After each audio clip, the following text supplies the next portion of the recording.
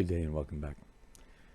This one is all about doing the figures for the Lee diorama, and it's using the MiniArt set of Soviet tankers. And I did an unboxing of this and Tank Riders. I'll put the link down below. But this is basically how I handle these figures. It's my first attempt really at trying to do a painting video. The way I work, it's difficult for me to try to figure out how to video, but I tried. These also aren't, it's not complete. I don't want to say it's not complete. There's a lot more work that could be done to these, and well, we'll go and we'll talk through what I'm doing and how I get through these and how I got the figures to where they are for the diorama. So let's just go ahead and watch. So getting started with the figures, you need to put them together. The real challenge with any of these things, MiniArt, there's always gaps you have to fill. Take the point to do that. Then most of the gaps disappear once you get things primed and you've got a little bit of filler in them. That's what I've done, is use Vallejo filler. So I'm going to attempt to video actually painting the figures. Yeah, and I struggle with this. First thing I do is I got to get my wet palette ready. This is really nothing more than a blister pack with a sponge in it. And you can spend money on wet palettes or whatever, but this has always worked for me. I just take a sponge, get it wet, then take some oven paper or parchment paper, whatever word you want to use for it. It took me like a year to figure out what Roman meant when he said oven paper. But yeah, it's really just parchment paper. And parchment paper lets dampness soak up through, and it keeps your acrylic paint wet. So you actually you waste less because it stays wet on the palette. And you can keep using it. So I'm going to go ahead and speed this up now. And really what I'm doing is I'm at the blocking in stage. All I'm doing is painting in the main block of color. And here I'm going to start with the black gray. And this is actually, I think it's, this is the Army Painter. And I work for the most part with either Army Painter or Vallejo. And, you know, like I said, the cool thing about using the wet palette is just being able to do your mixes and keep those mixes live for an extended period of time. And then you just go in, or what I'm going to do now is just go in and block in this main color. And that's the start of anything, is get all your basic colors blocked. Then you go back and fill them in later. I apologize for noise in the background because it's just timing for my Roomba. Anyway, Cylon vacuum. Anyway, going through here, and I do two thin coats across all of the color blocks because you don't want to just glop it on. You want to keep your details there. So it's just a matter of patiently putting those color blocks in. I'm going to zoom in a little bit, and this particular part is where you've got to, or where you have to cut in where the colors meet. So like right here, I'm putting in the yellow for the shirt against the figure's neck. And then we have to go in, and once that's in, we have to go do the black against all of the colors. So I'm going here, cutting in the edge around the black around his hand, and around the shirt, so that I can then come back with the bigger brush and block it in. And this is just basic color blocking. It's really, pretty obvious, right? But it's just use thin, and I'm not using it so thin that they're glazing, but you get them blocked in. Once they're blocked in, I go ahead and I put them on a base so I can handle them, and I don't have my fingers touching and wiping the paint off. And using these cups I've found to be better. And you can see here for two of them, I ended up just putting the standing spikes on them so that I could put them in a foam mount because they were actually not sitting well on a base. Alright, so this might be a better angle for me to actually do a little bit of work with video. But we've got the guys mostly done. What I've done, I did all the blocking that you saw. I did the washing with oils. What I've done since is I've gone back and hit them with a high dry brush. And you can see those highlights there. That's really the look I was going for, is I wanted to draw that out. Now the one thing I do want to do on a couple points, like here, here, and here, is soften those up just a touch. So what I'm going to do is use, because that's black, I'm going to use Model Air black. Otherwise, I'm going to look here if there's anything. All right, so I want to soften that up a bit. So let's do that real quick. Let me find the paint. And all I'm going to do to finish this out is just soften up the harsh edges. I've got these pretty close to where I want them to be. These were hit with the dark wash for there. All I did to do the eyes was just a dot of white and a dot of brown, except one guy I gave blue eyes, and that was, I think, this guy. Yeah, I gave him blue eyes. The facial features are about where I'm going to take them. I don't feel like I could spend days and days and days probably working and reworking the faces. I have them mostly where I want them. But so what was I saying? Like there's like certain points of this I want to clean up a little bit. So let me get my brush. And I'm going to glaze it. Basically, I'm just using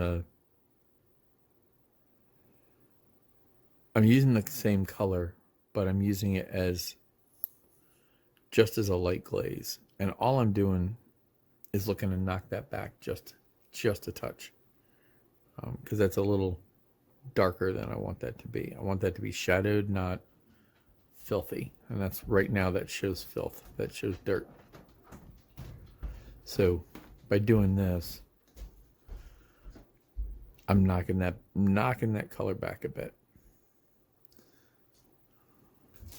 That can be there. And then a little bit there. So, and I want the shadows, right? I just don't want them.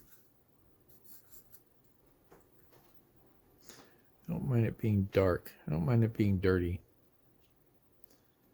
Now, the last thing I'm going to do, which is really going to be the final touch, is I'm going to hit them overall with the pigments. So let me pull that black. As I said, I was going to do this guy in the blacks. Where is it here? And this is air. Instead of it being the Vallejo model color, this is the model air, which means it's mostly thinner. It's also blocked, which happens with these guys. But, and this wire, by the way, is the same wire I use for the feet. And you can see some of these guys I have already broken off of their stands. But, and that's really all I do is I drill a hole. I take my rotary bit, I drill a bit here. Let's see if I can get that. Go ahead and get this guy, and it's my drill bit. Drill him into the feet and put that wire in with some super glue, CA glue. So let's look here. What do I want to knock back here? Actually, there really isn't much I want to knock back on this guy.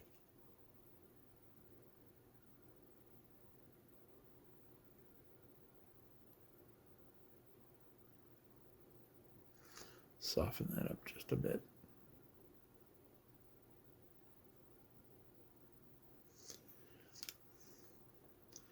And yes, I do use my hand as a palette. Probably shouldn't, but I do.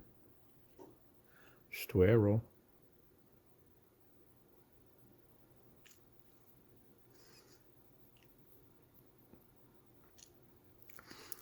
That's really what I'm going for there. Okay, that's good. And that's kind of where I'm wanting to take it. So I'll knock this guy's back. Now this one had just a little more than I wanted here.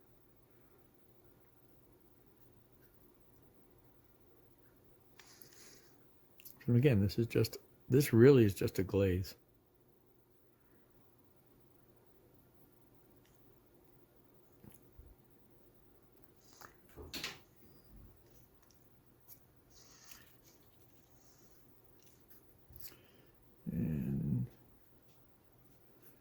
there. No, the dust, I actually want that there. This I can knock back just a bit.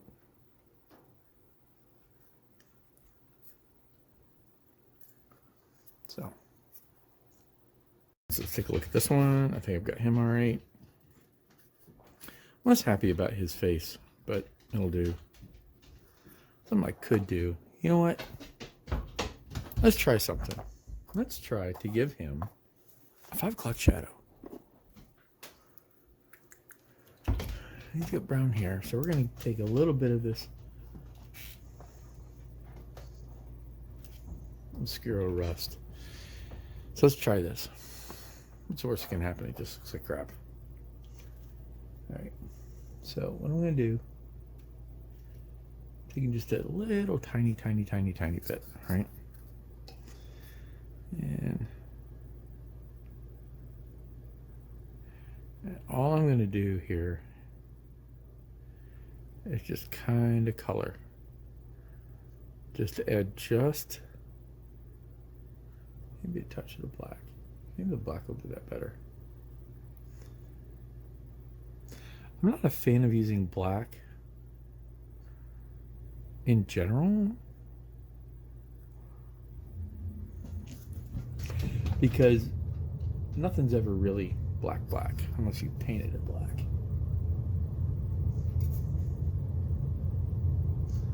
I want to get just enough. There we go. See if we can get. See, I don't want it too much. There we go. That's what I'm after.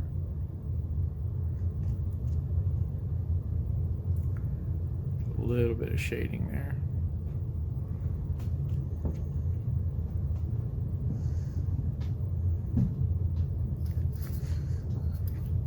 Get it over his face.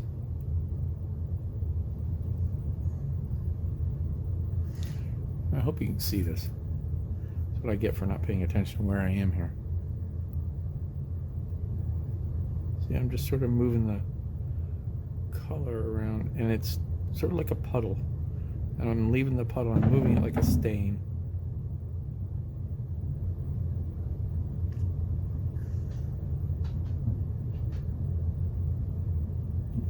His nose. Now what I'm going to need to do is I'm going to have to highlight his lips again because I got those a little too dark. I can knock that back just a touch if I get there quick enough. There we go. See, if you do that quick enough with one of these, you can knock your color back before it's had a chance to dry. Now, when you're working with glazes, when I'm working with glazes, especially the Vallejo glazes, I've found they will dry really fast. And your only option when they do is to paint over them. That's the difficulty of working with acrylics.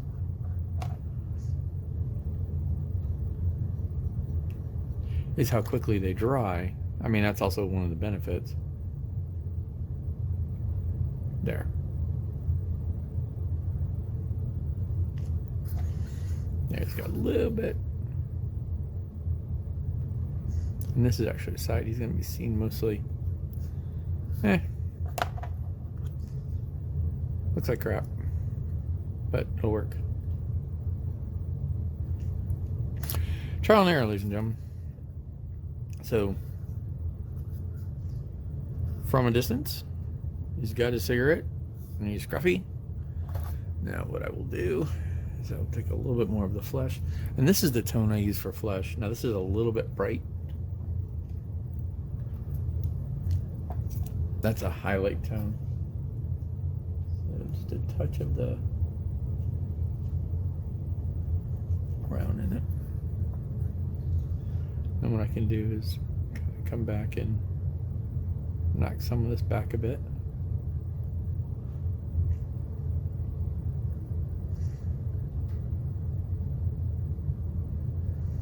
I'm going to knock that back a little more than that. I want to be careful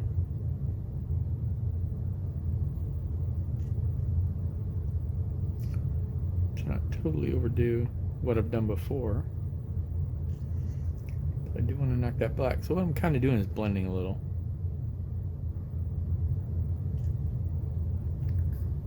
Better. See if we can highlight this up a bit.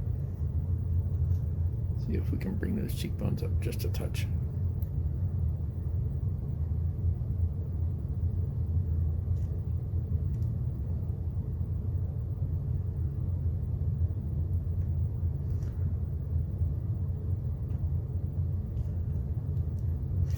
Just kind of stippling this to soften that edge up.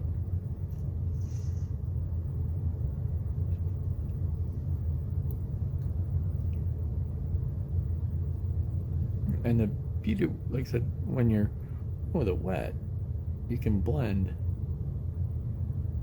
but you've got to work quick. That's what I've found with this stuff. You just got to work quickly with it. All right, so have that. And the only thing I really want to do now is, if I can, I can't do it with water on my brush. This was a little tricky. What I try to do is just this really, really thin highlight of the lip. Sort of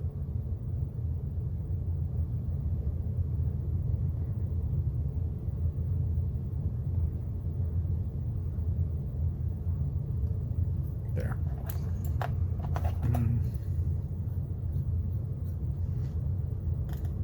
Just enough. Yeah. Just enough. That'll work. All right. That is pretty much where I want these guys to go. So the last thing I'm going to do is just give them a little bit of dust. So let's do that. I'm going to clear the space off and get my dust. All right. So now what I've got is these guys, and what I'm going to do is give them a bit of dust. And the colors I'm going to want, and again, I've got to remember with what I've got for the base, but is this, I want it to be mostly dry, so I want to work mostly in this lighter stuff. And again, to remind folks, the pigments I'm working with are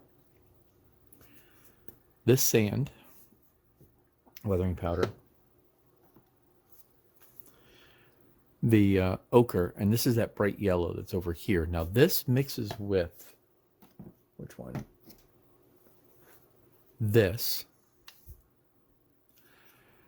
mixes with these two, with these three, and that's what gives me my full mix. The stuff that's sitting over here are these two, which are the burnt umber and the red ochre. So these are the ones I used for the rust on the exhausts. But this is more the dirt color that I'm after. And all I'm doing, I'm just going to dust him with it. I'm going to dust his feet. And I'm mostly dusting his feet. Now, where the heck, where did that come from? There we go.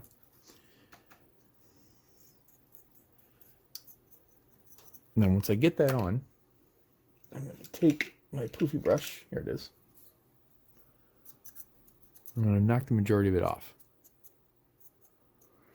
But what it's done is it's given him that soft look. If I want more dirt, I'll put it on.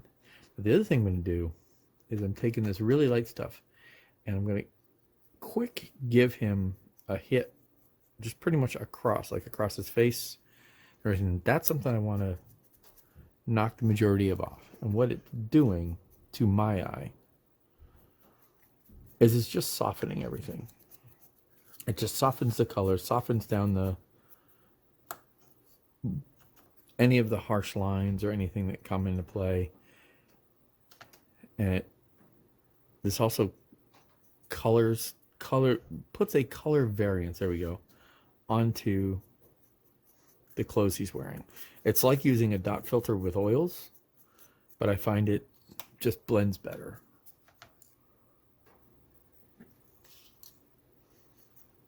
And you see how I just did that, and that gave me a little bit of a shadow there.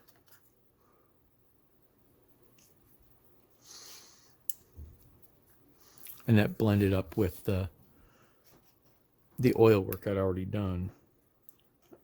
And for me, I find these actually easier to work with than in some ways.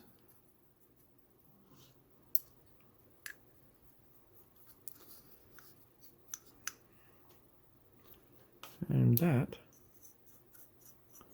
for the most part, makes him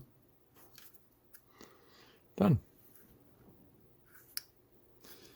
So we'll take the next guy, and again, do the same. Here's a guy who's going to be, sorry.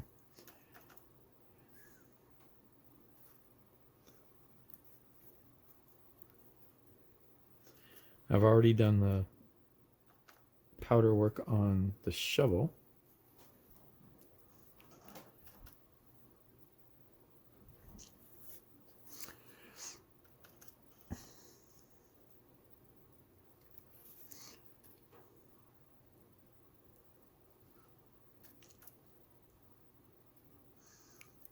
That for the most part.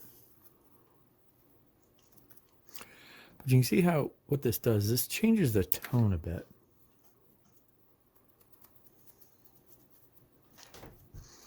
Just gives it a softer feel. It takes away the harshness of those highlights, gives some color variation. And the dirt on the boots is what I want. I'm going to show the top part of the boot to be more clean. But that's what I'm driving toward, right?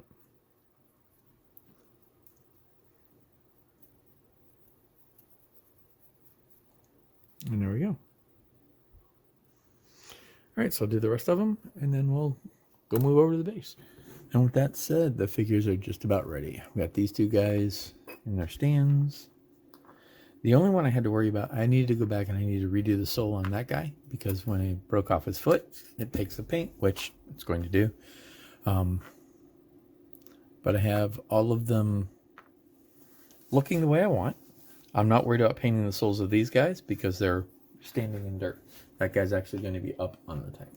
So the last thing I need to do is the thing I told you about, which is putting the spike in, which I can show you doing. Just find a spot for one of his feet. We'll just go here.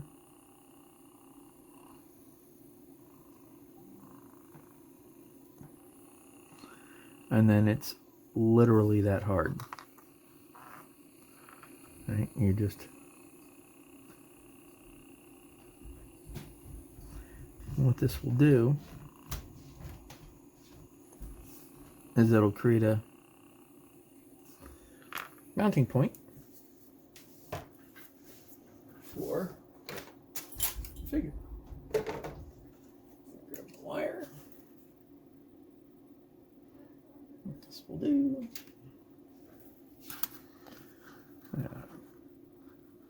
Grab these guys.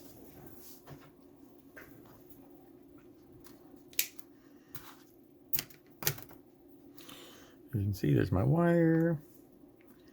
There's his foot. How I go in. Great. CA.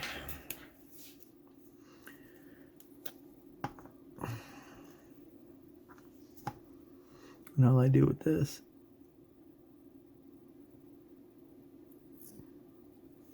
put that in, get a drop of CA at the tip, stick that in,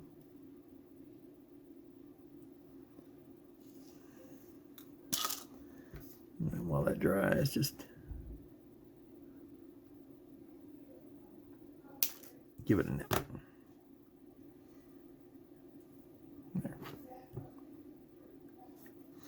And then that will dry. And we'll let that sit there to dry. Then we'll repeat the process. I apologize for the background noise. My daughter is having a conversation.